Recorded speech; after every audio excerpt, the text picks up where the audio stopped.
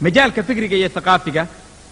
waxa adeegsada nidaamka globalization-ka la yiraahdo ama cawlamada loo yaqaano ama afduubka adduunka in la adeegsado siyaasadda iyo iclaamka iyo dhaqaalaha iyo fikriga in la adeegsado askariyada xuquuqul insaan in loogu gambado dimuqraadiyada in loogu gambado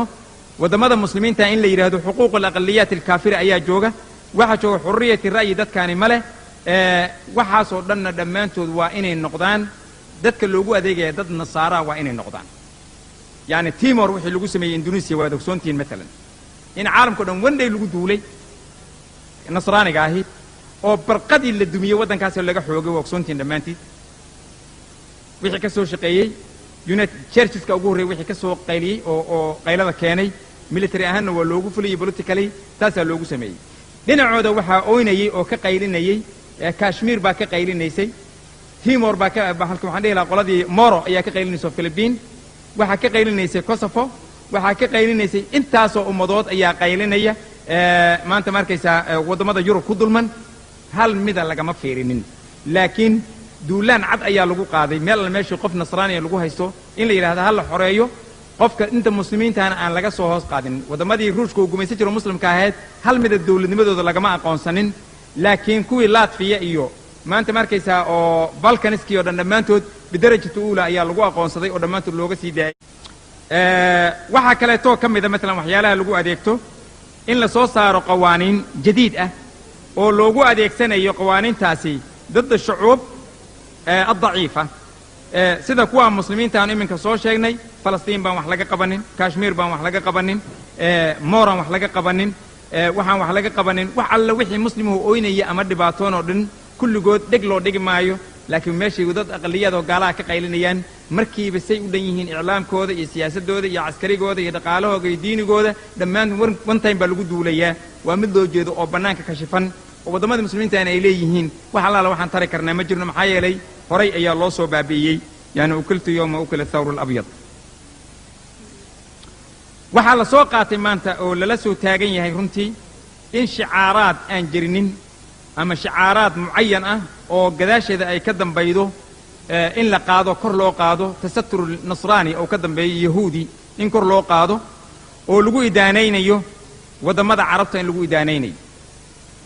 yani mesela waxa kamida wadanka Sacuudiga mesela marka la idaanaynayo oo la eedaynayo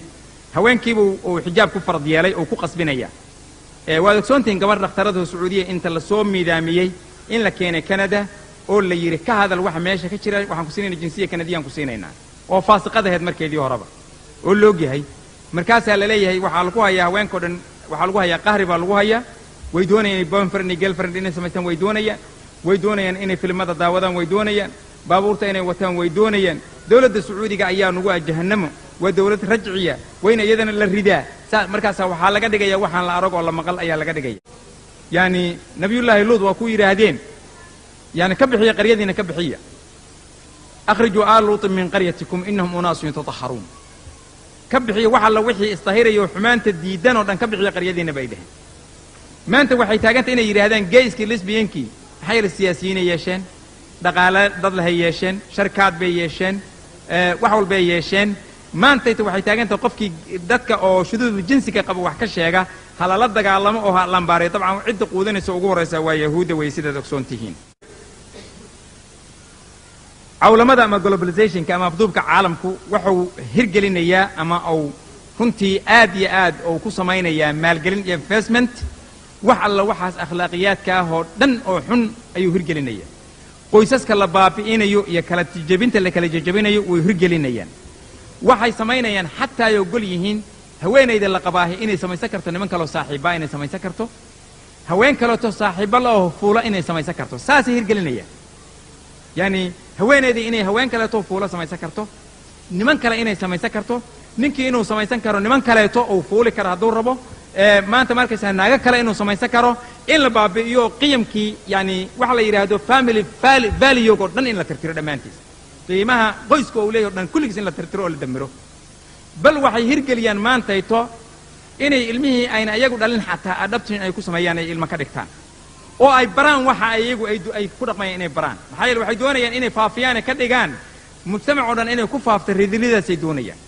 yani ilmayna dhalin laba haween oo isfuushan ilmayna dhalin inay soo qaadanayaan oo ilmay ka dhiganayaan hortooda isku fuulayaan way barayaan wixii nimankii isfuulaya sidii oo kale ilmahay soo adhabtay garanayay ilma ka soo dhiganayaan waa ilmihii wixii bay barayaan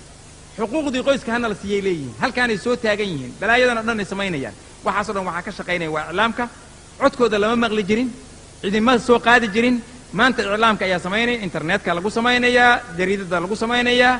waxaa lagu samaynaya magaaziinka lagu samaynayaa tv-ga laga xayaysiinaya meel kastaa laga sameeya iskuulladiia lagu dhigayaa waa la soo baxo waa la soo keenay in la hirgeliyo ayadana runtii munaaqashaad in la furo waddamada muslimiinta khaasatan ku saabsan xawla almar'ati almuslima in la furo oo laga xoreeyo quyuudda islaamiga in laga xoreeyo quyuudda islaamiga waxaa la yidhi halkii dumara ee laga helo waddamada muslimiinta ee soo istaagta ee naqdi ku samayda mujtamacaadka muslimka waa in la siiya dhaqaale sharikad le-eg oo kale in la siiyo dhaqaale sharikad le-eg soomaaliya haween oo waxaa ka shaqaynaya la soo keenay soomaaliya loo diray iyagoo NGO oo ah soomaaliya loo diray gobol kasta waa loo diray qaar la helay iyo qaar aan la helinba